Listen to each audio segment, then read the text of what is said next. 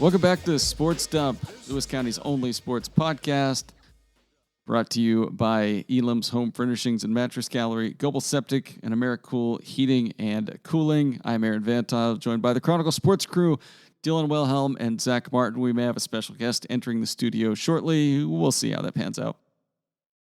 We all got a little humbled during district tournaments, and now we have to say mainly to the Pacific 2B League.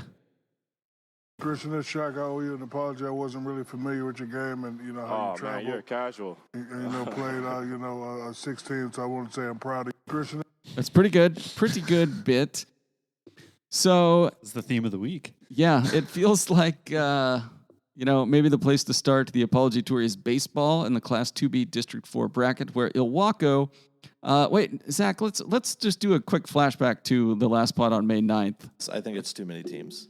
All right.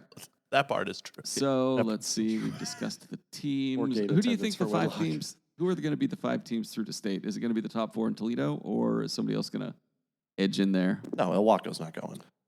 Okay. They're the number one seed, though. I think they are unbeaten.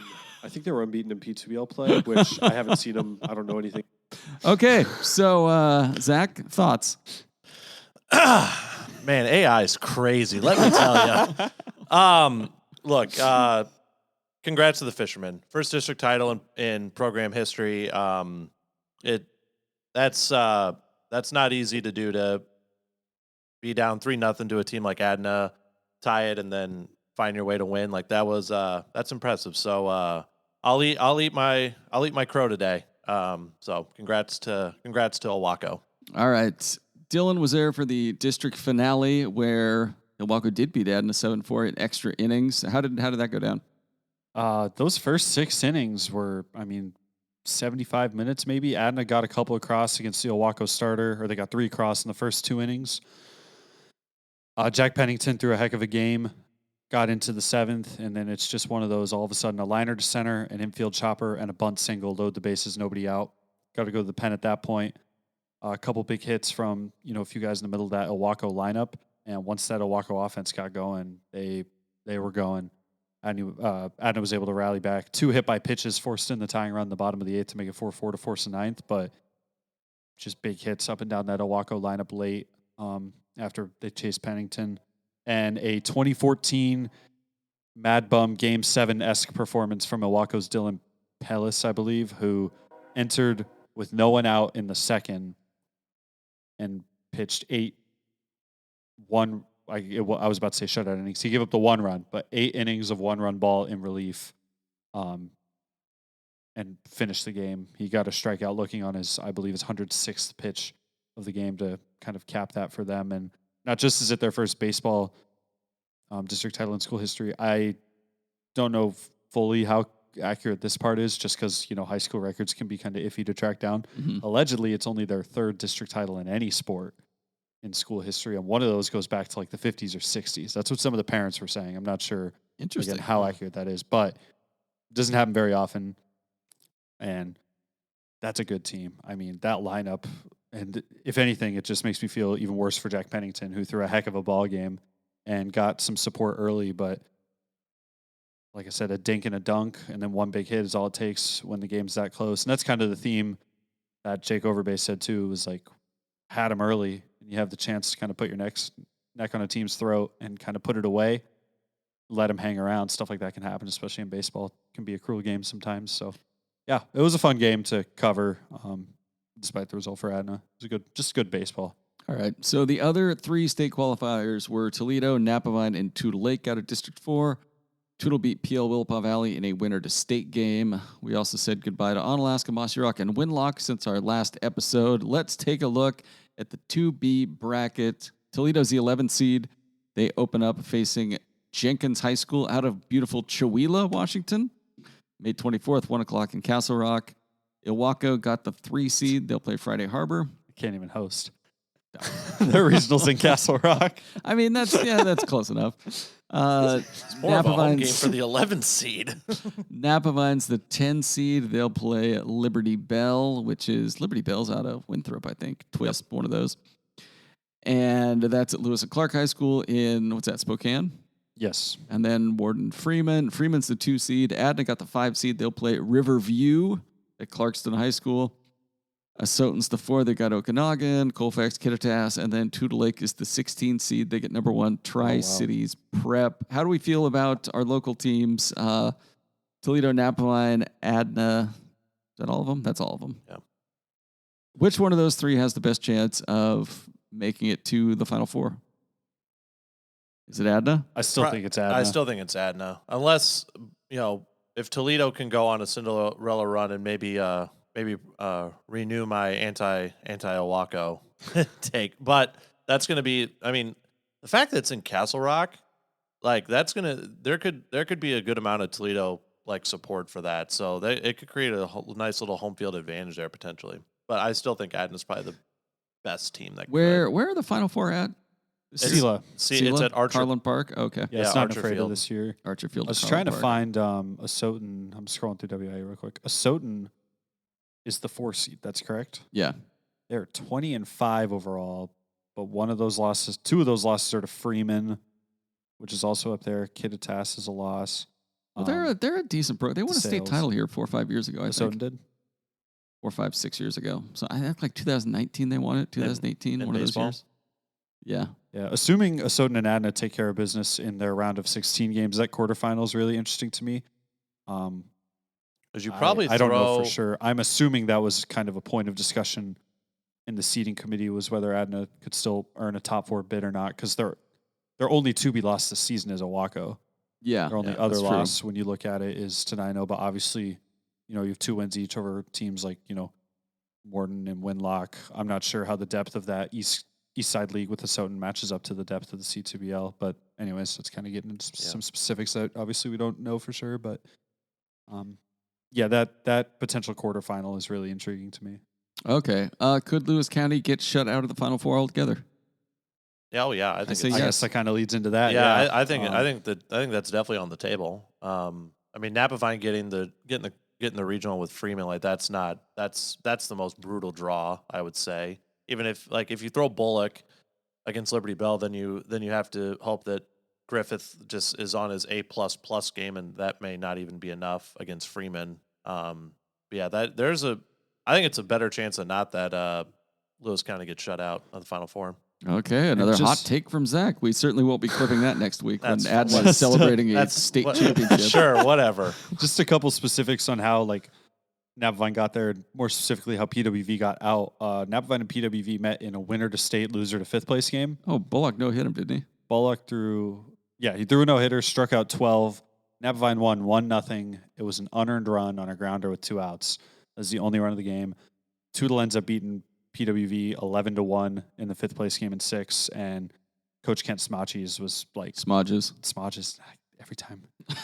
It's like Jen's enjoys the sandwich shop. Anyways, Smodges, he basically said we just ran out of ammo. We did everything we could to win that Napavine game, but Bullock was on his A game, and you just tip your cap, and it's just kind of the way things go. If he is able to throw like that, Bullock in Spokane, and then like you said, you kind of put it on the freshman, or if they try to put it on the freshman early to save Bullock potentially, or if both are available for that first game, it's a risky business if you want to throw Griffith. Whatever way you want to go about it, it's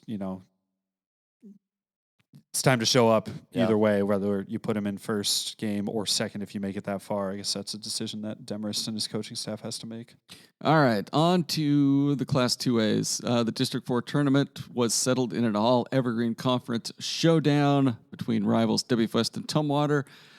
Derek Thompson was the king for a day. He broke a 4-4 tie in the bottom of the 8th with a walk-off solo home run to give the T-Birds their first district title since 2015. Is that true? Yeah, that seems unbelievable. WF West had won prior to this year. WF West had won 5 of 8. The only other 3 winners were River last year, Richfield a couple years ago, and then I want to say Aberdeen. There was another team. There was another team that won once. Huh. But the district tournament had been dominated by WF West. But Tumwater not won since 2015. Wow. All right, how did that game go? And what? Tell me about Derek Thompson's home run. Was it sick? It was a no-doubter. Grady Westland came in relief and threw a first pitch curve. Derek took it, And then he was like, well, I've seen it. I've gone against Grady enough that if he throws it once, he'll probably throw it again. Threw it the next pitch, and Derek was all over it and left the yard in left field. It was a really good game. Tumwater got to Connor Coleman early, drew some walks, and was able to go up 3-1. And then Ross Kelly hit a game tying 2-run single in the fourth. And it was 3-3 for a while, and then both teams scored in the seventh, make it 4-4, and then Thompson hit the walk-off. WFS left 9 stranded in scoring position, I think 12 or 13 runners on base overall. That's just not going to win you games. And when Coleman issued some walks early, and they could never find the strike zone consistently, that's how Tumwater was able to pull it off.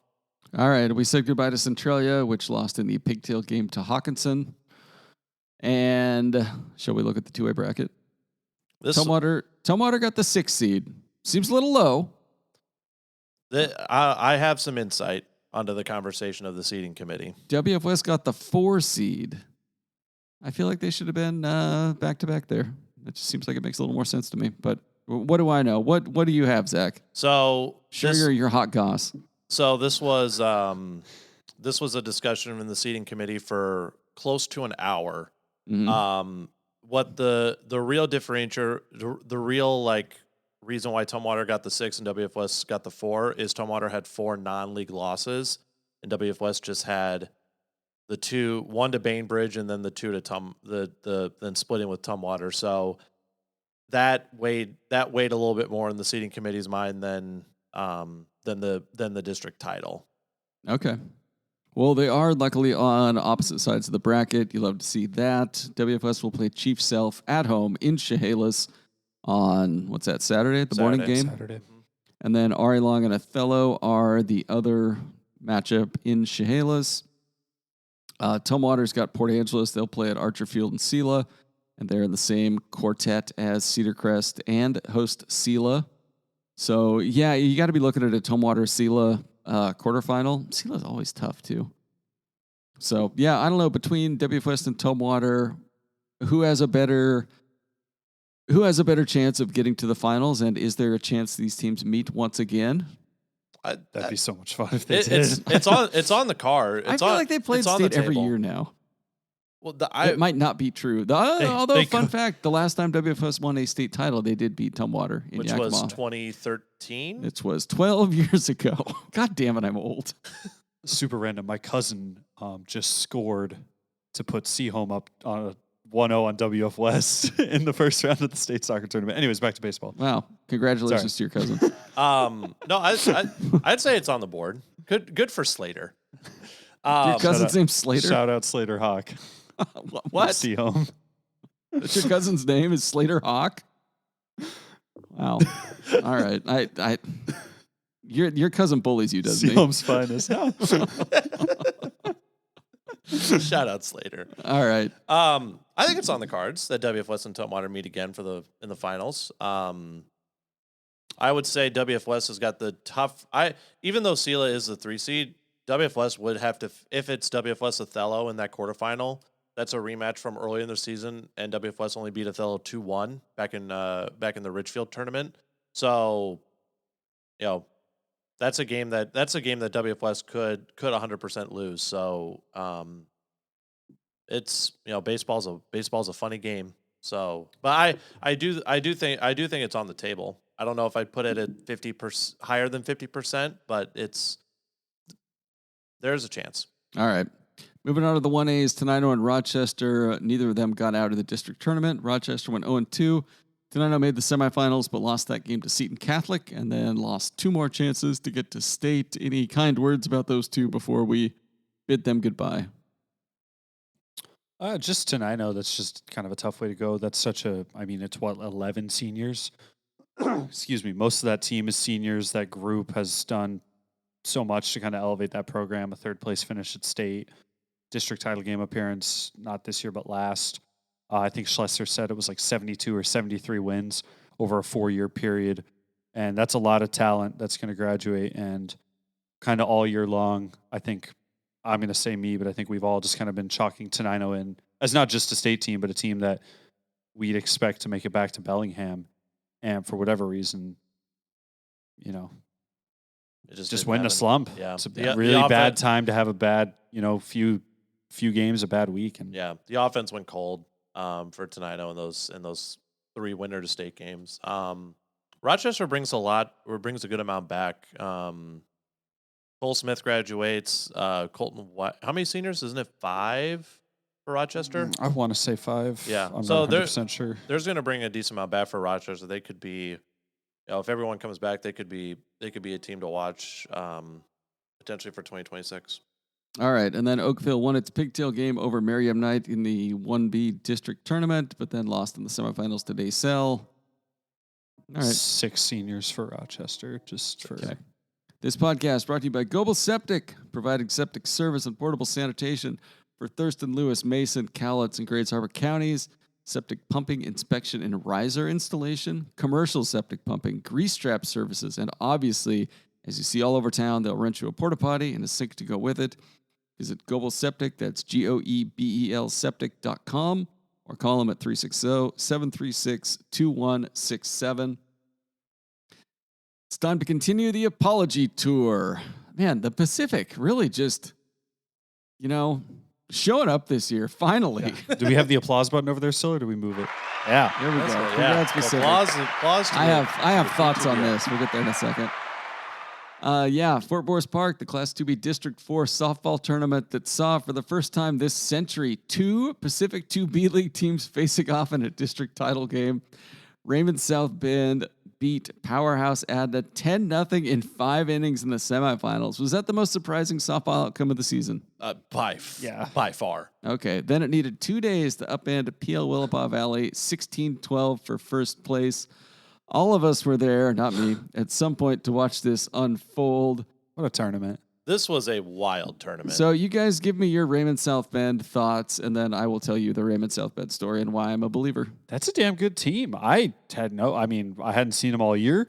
I just kind of went with the historical assumption that, They bad? the P2BL is typically not as strong as the C2BL. PWV took care of them. They ruled them like 30-0 in 2 league games combined. Granted, PL did that to most of their league opponents. But anyways, I just kind of assumed, that's just kind of how it would be. And then they kind of I think they beat Toledo 3-2 and a quarter. It's like, all right, that's a good game. Like, Toledo's offense is typically way better than that, so they must have a pretty good pitcher.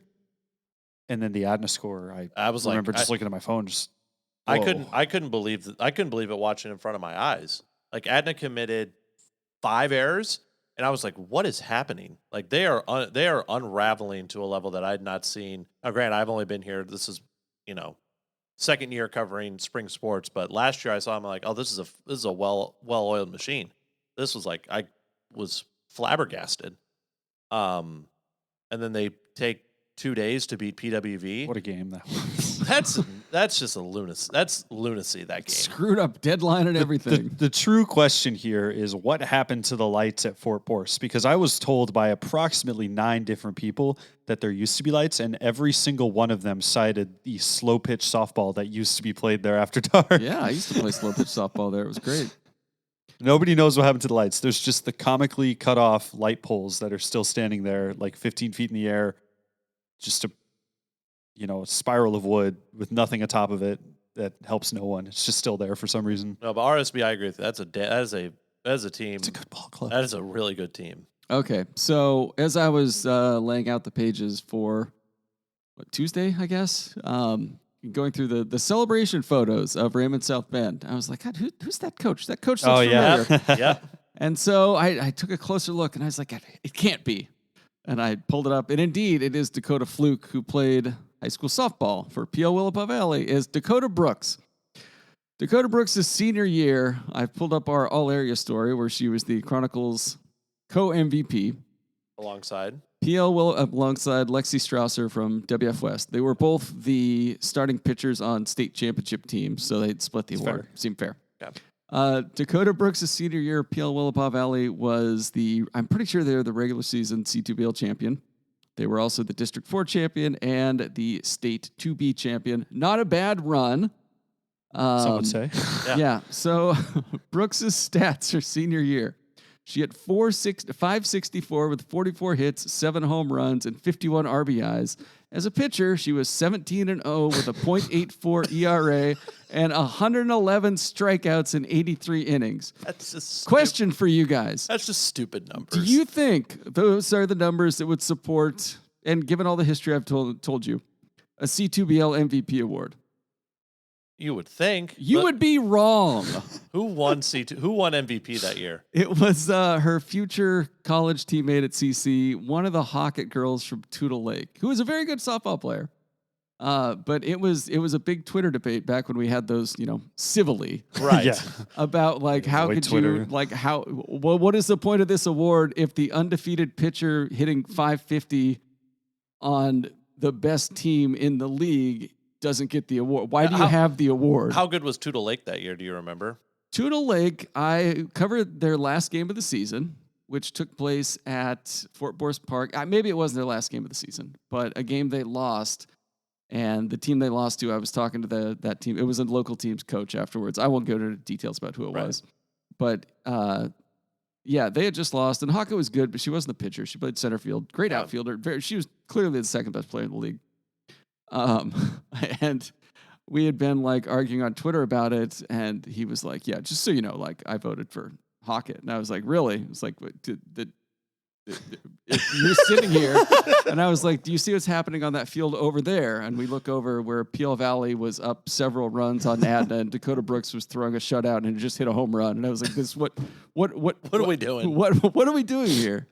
Anyway, that Dakota Brooks was just a phenomenal softball player and a delight to interview and talk to. And she was one of the first kids that came to the all area shoot dragging the state championship trophy, which is a thing some kids do. That's nice. Power move. That is a power move. But Raymond South Bend, I think they have a chance. Pretty good. Yeah, And that has been story time. Thanks, AVT. Yeah, Story you're time welcome. with AVT. So instead of an all C2BL championship game, we had an all C2BL backside of the bracket. Adna beat Napavine for third. Toledo beat Rainier for fifth and the final state berth. We did say goodbye to the Mountaineers and Onalaska. So shall we look at the 2B fast pitch bracket? Napavine's 11. They got Kittitas in the first round. These are 10 a.m. games at Gateway Sports Complex in Yakima. Adna's the 3 seed, despite all that. They will play Warden in the first round. And that's a matchup That of is the That's state title the game state from last title year. last year, yeah. All right. Peel Valley's the 2 seed. They've got Colfax. Toledo's the 12 seed. They'll play Liberty. Raymond South Bend gets the 4 seed. How do we feel about that? Yeah, this is what I was wondering. How do we all feel how the committee did in seeding D4? Because you would think that a district title and how the RSB beat Adna and then beating PWV in the style they did would maybe lead to some credence to have them seed higher. But did the regular season wins by Adna and PWV have more precedent? I feel like it had to, just based off how it shaked out. If you look at it based solely on the numbers 1 through 4, you could have some issues with it. But if you look at it as a whole, Raymond South Bend's got Toledo's the only other District 4 team in their bracket, and they're 1 game away from them. The only swap I might have made is not even swapping numbers, but Raymond South Bend and Freeman. I think Raymond South Bend should get it would be good to see them get a quartet away from any other District 4 teams, I guess. Yeah. I might make that swap even if you refinagle it to keep the numbers the same. But other than that, I just think 3 D4 teams in that top half of the bracket is I don't know. With 5 teams, yeah, you're gonna have you're No, gonna I get know, that. but you'd have 2 and a quartet and 3.5. I know, but I feel like Napavine being on that side with Adna, I just think that's a crappy draw. Well, yes, maybe, but also they were the 3rd and 4th teams. If they're the 1 and 2 teams, I think you make that argument. But as they're the 3 and 4 out of District 4, it's a little tougher to make. I just think RSB getting a potential semifinal with Freeman is the one thing that's man, the D4 champ get probably one of the better teams in 2B. That feels unfortunate that is. the case. Yeah, but still, that's all the way in the semifinals. What's And Freeman ever done? Another thing too this year, What's Freeman? a top 4 seed means far less this year. Last year was a 12-team tournament, if I remember correctly. The This top year it's 4 16. seed actually mattered. Well, it still matters, right? It doesn't matters, matter. It doesn't matter doesn't as much. matter as much as when If a you're 16 still going to play a field. first-round game out there at 10 in the morning or whenever it is. Like, Yeah, 10 and noon. Yeah. So All right. Moving on to the 2As. Tumwater won first place for the first time ever as a 2A program, and the first time since 2006 when it was a 3A school. Again, is that true? is that true? they had never won a 2A district title. They did. I did make a change in the story. They played in the 2A title game in the District 4 title in 2022. Yes, but like 3 did years I? ago. I also lost in 2012. I can't remember, but I did. Did I not write in the story that they never won one? Did I just say they never played in one? No, you put in one. The story said like their last one was 2012. Okay. And I was like, that's not correct. I was there. I kept getting up to have to pee because I had a few drinks before I went. Oh, great. Just kidding. Ella Ferguson dazzled in the circle of the. I think Ella Ferguson pitched in that game too. She probably still struck has out it. 15 I in feel that like game Ella too. Ferguson's been pitching for Tumwater for 7 years now. She's on the Perry Ellis High School. She's has been eligibility. Yeah, the NIL money is too much to turn down. But yeah, she had 14 strikeouts and a complete game shutout against previously unbeaten Mark Morris. Zach was there. Wasn't the pitcher's duel we expected? Outside of the 1 3-run inning where Tumwater tagged Henthorne, Sarah Stevens hit an absolute nuke of a home run to right field, and then Megan Barrett hit an RBI double, and then Sophie Skillman hit an RBI single. But yeah, outside of that, Henthorne and Ferguson shoved, and Ferguson put up the zeros, and that's how you win softball. All right. WF West lost a winner to state contest against Woodland. Its season came to an end. They emptied the chamber in the quarterfinals against Ridgefield, but lost to Tumwater in the semifinals and then lost to Woodland. Rube, who is not here, witnessed those 2 tournament games. Tough break for WF West, but they were in a pretty tough league and pretty tough district. Yeah, that first game was crazy. So it was 7-7 going to extras. I think in the 9th, WF West put up 6 in the top half. And then Ridgefield Put responded up with 5. Final 13-12. The game took like 3.5 hours. Oh. That semi against Tumwater didn't get going until like 7:50, I think. Taylor Tobin threw 194 pitches in that quarterfinal So, game. as we talked off mic, those are Dylan Fosnot numbers. Yeah. Those are Dylan Fosnot numbers.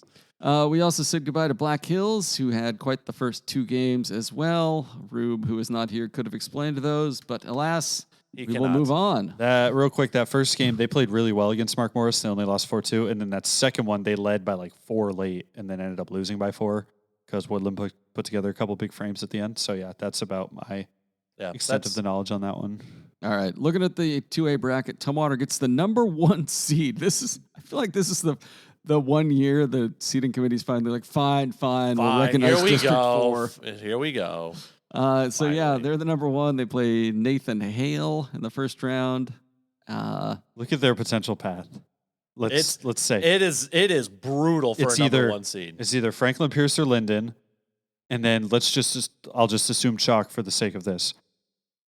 Either let's say they take care of Nathan Hale, they beat Linden or Franklin Pierce.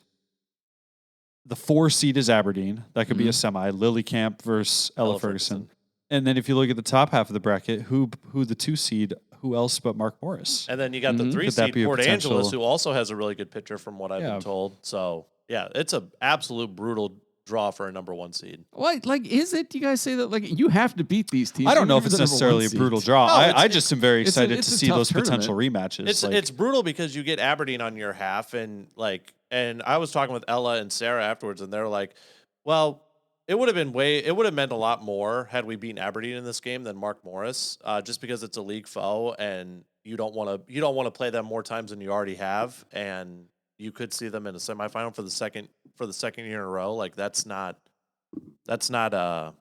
easy, and that's why I think it's just a tough draw. Like, yes, I know the tournament is supposed to be tough, but as a number 1 seed, it's like, whew. I'm just excited to see those potential matchups again. Yeah, I would counter with like Aberdeen again. Aberdeen was what, the 3 seed? 4. Well, out of districts. Oh, out of districts. Yeah, they were not they seed. the They 2. were third.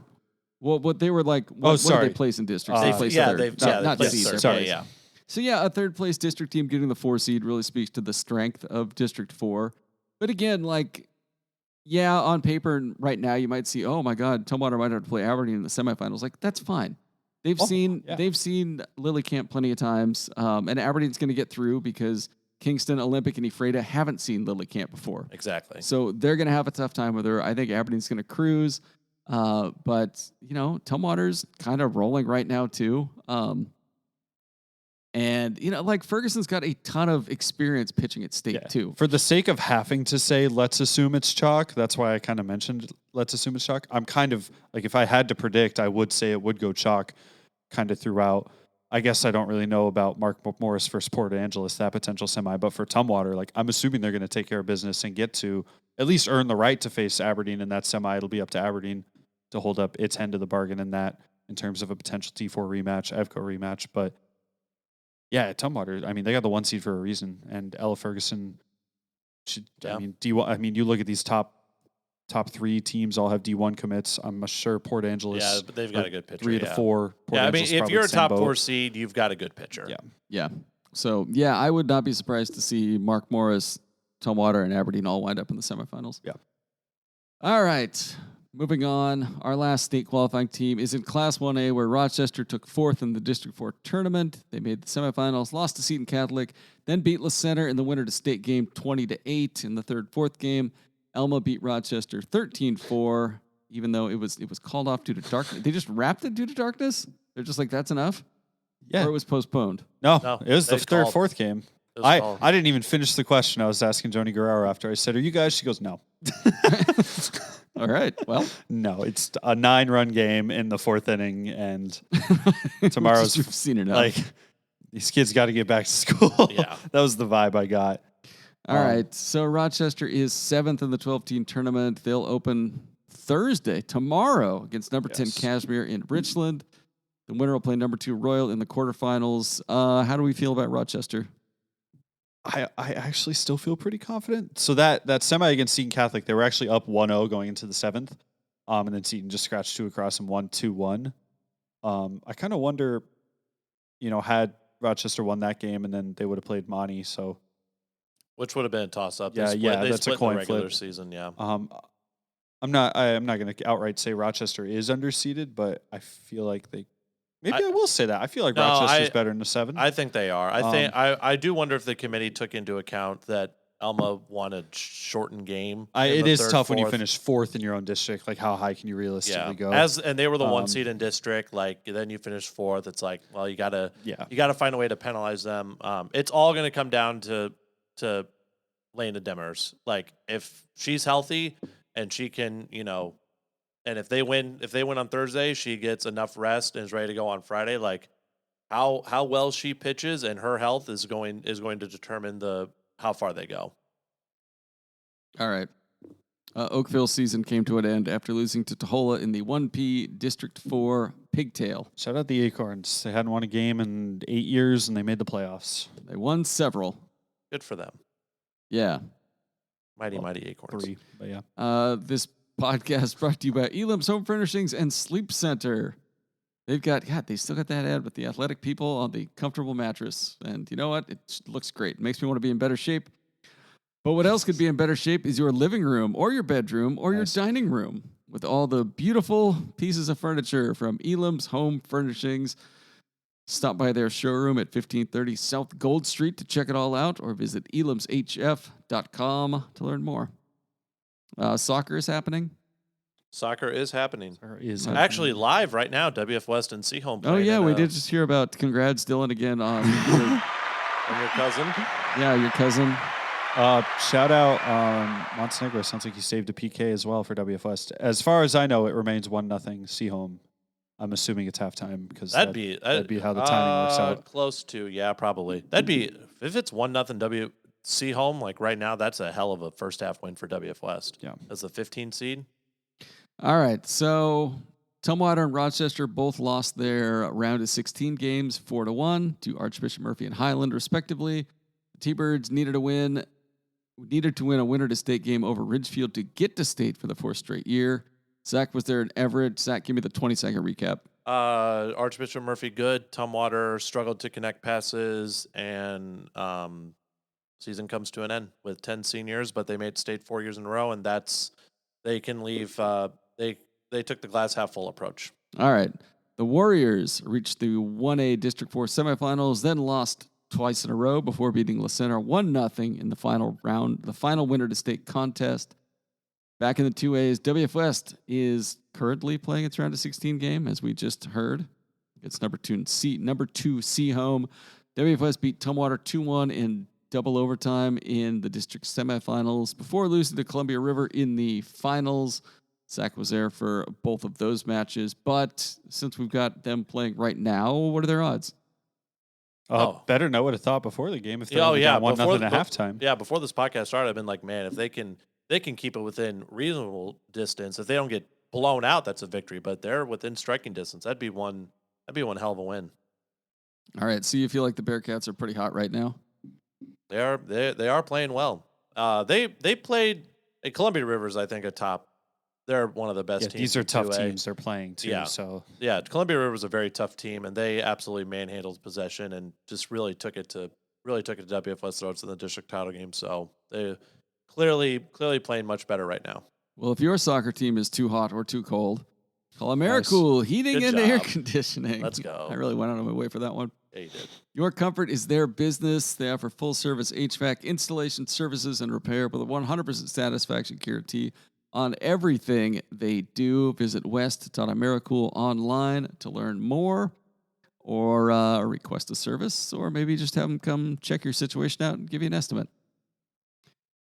All right. State golf is going on. What have we got? I have the app open. It is day 2. Oh, yeah. I don't like that it's on the app. I was trying to find it on the done. website and didn't enjoy it. It's because they could charge you on the app. I know. They tried to charge me, and I was like, I deleted it. We have a golf champion.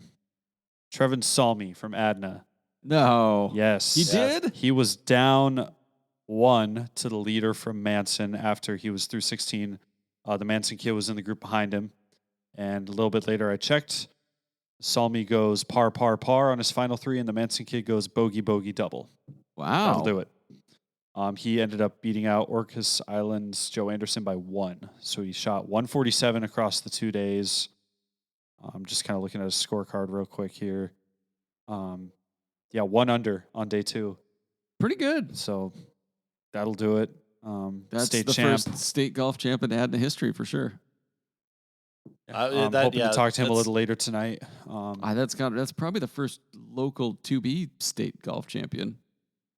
The How first, many I think local- that's probably You know just better the, than that's I. probably Yeah, just I the was about to first say- state golf champion. Yeah, I was about to say, ever how had, many actually. local state golf champs has this area had? We've had Brady Calkins is the best golfer to come out of here, and he didn't win a championship. And Von Wasson didn't win a championship at Centralia, and he's No. a really good golfer. Yeah, I don't think we've had a state champ. We could. Maybe there was one years and years ago, but in the last, 20 or so years I've been around, I don't think we've had one. I don't know. That's awesome. Good for him. I have more golf updates, but first I have a live update from Bellingham. Oh, for Christ's sakes. Seaholm 1, WF West 1. Okay. Ooh. Yeah, tie game. Scored off a set piece that a defender misplayed. Balls in the net. Anyways, on the 2B girls golf side, Rainier's Lilian Peralta finished 2nd. I'm trying to pull up that thing real quick to get the specifics on that. She tied for 2nd with someone from ACH, and a Wakayakum girl won by 10 strokes. She was just the best girl there. Yeah.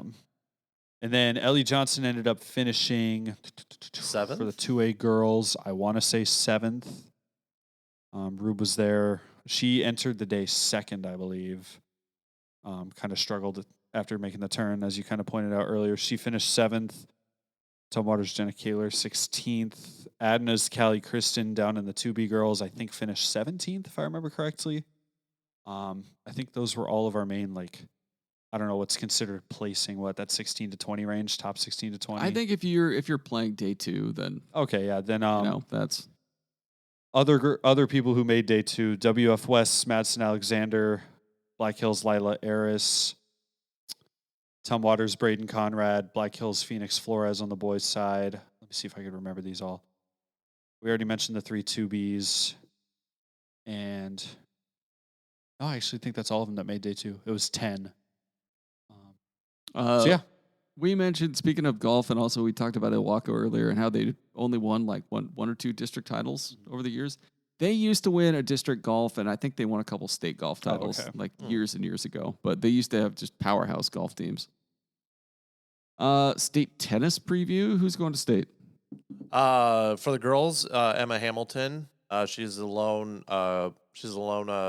girls representative, and then on the boys' side, Javen Hahn from WF West in singles, Bodie Jackson from Tumwater in singles, the Corwin brothers from Centralia in doubles, and then Tumwater will also have a doubles team. All right, district track and field preview. Districts are all tomorrow night, right? All tomorrow. Yes. Two Bs at WF West, the 2As down in Columbia River. The 1Bs do a combined districts 1, 2, 3, and 4, and that's at Franklin Pierce. And then the 1A is in Seton Catholic. And then state track and field is next weekend. Next weekend. And that's what, Mount Tahoma and Yakima again? Yep. Okay. Good old Zeipfel? Zap. If you had High to put school is that on? Is that Zeipfel, Eisenhower? it's Zeipfel? Is it don't know. Davis or Eisenhower? I don't know. Eisenhower. Is it Eisenhower? Is it We were talking Eisenhower? about that earlier. Yeah. I can remember. Anyways. All right. If you, for a state track preview real quick, if you had to bet on a local boy and a girl or boys or girls relay team or whatever winning a state track championship, where is your money going? My money is going for the girls. Tumwater's 4x2. Okay. And for the You boys, think that's a safer bet than Carson Freeman winning the thing where you throw the dinner plate a long ways? the discus. Uh-huh. I'd say those have the same amount of odds, both very strong. Boys, give me, look at it. I'm trying to think of a 2B. Oh, this is going to be easy. An Onalaska boy will win either a boys discus or a boys shot. It will either be Justice Warner, Ethan Thayer, or Morgan Allen. One of those three will win either the shot or the disc, or maybe both. Morgan Allen sounds like he has a new track coming out on the Next from Nashville Spotify playlist. I love it. All right, and then a final goodbye to CC baseball and softball. They wrapped up their seasons last weekend. Yeah, both made, the MWAC postseason is a little different in both sports, but softball, they got the 14 seed in the MWAC championship tournament. They ended up beating the 3 seed before dropping their quarter. They actually led by like 4 or 5 in that quarterfinal before I think it was Everett ended up making a run, and Everett ended up making the final against LCC. CC won one more game in that bottom half of the bracket and then got eliminated. And then baseball, they played a super regional, so they beat Walla Walla in a one-off to earn a best of 3 with Bellevue, with the winner of that going to the 8-team kind of NWAC championship tournament, whatever you want to call it. They got to 3 against Bellevue, but Bellevue kind of just took care of business in game 3 and eliminated them. So 2 good seasons for both those programs. I think it's another step in the right direction for both. I know CC, I'm sure they were gunning for, this would have been their 3rd straight winning season. They ended up finishing like 2 games below 500, I think, or maybe 3, but they're still right up there in that ballpark. And I know, just based off kind of reading through their Twitter, that last year was their first time finishing with back-to-back winning seasons since the 90s. And obviously, again, I'm sure they would have loved to finish with the 3rd straight, but to even be in that ballpark, I think is still a good step for them and almost making it to the final 8 in the MWAC. So And this year, I think, was their first season with a postseason victory since, I think, 2018. I think their Twitter said 2018 or 2019. So yeah, good it's season. a good victory, too. They got past Walla Walla, and then after losing game 1 to Bellevue, backs against the wall, they won like 11-2 or something like that in game 2. So, All right. Where are you guys going to be the next few days? the Palm Springs of Washington, of course. Don't call it that. Me, Dylan, and It still blows my mind that sign exists. Like somebody put that up there with a straight face. did they put up with a straight face? I bet they put up with a funny face. I don't know. It just blows my... Having been to both Palm Springs and Yakima, I can tell you it is not true. Speaking of signs, it's no Uncle Sam billboard, but there is a sign right off I-5 near exit 88 that people are changing. And For a while, it had a political message, and now it just says like, what airline was it? Like, Like Alaska Airlines won't give us Yeah. our bags back, something like that. Driving to work the other morning and saw it, and almost like drove off the freeway laughing. was like, 'Cause wait a before minute. that, it was like we the It's like a people political message, yeah. It was like we the people want you to leave Trump alone. And I was Yeah. like, well, that's it. Why would you put that up Sure, there? And whatever. then it was Like, like yeah. Alaska Airlines, you lost our bags and refused to call me Yeah. back. It had like a phone number. I was like, you know what? I'm going to fight for this person. Like, there's a dude who you won't give their bags back to. This isn't the podcast where this business is sponsored, but on I-5 near Tacoma, there is a roof doctor ad. There's a roof doctor sign. Yeah. They're everywhere, man. So they serve Pierce County, but we can't get Goebel Septic porta potties in Pierce County. This is an outrage. I had to go to a third-party source for my backyard wedding. I had to get a porta potty from another vendor. BS. All right. And on that, I think we'll wrap it up there. We've got Lewis County Sports Awards coming up. What's that, June 3rd, June 4th? June 3rd at Jester's at 6 o'clock. Second or third? Set 3rd. It's Tuesday, June 3rd. Okay. Yeah, I'll be out of town. I'm sure you guys will do great at whatever you have to do for it. We're working I'm on glad it right it's now. on the third because my mom's birthday's on the second. So Oh, good. Yeah, and you wouldn't want to My have to mom. miss your mom's birthday. correct. Go to that. All right, we'll wrap it up there. Best of luck at State to everybody going.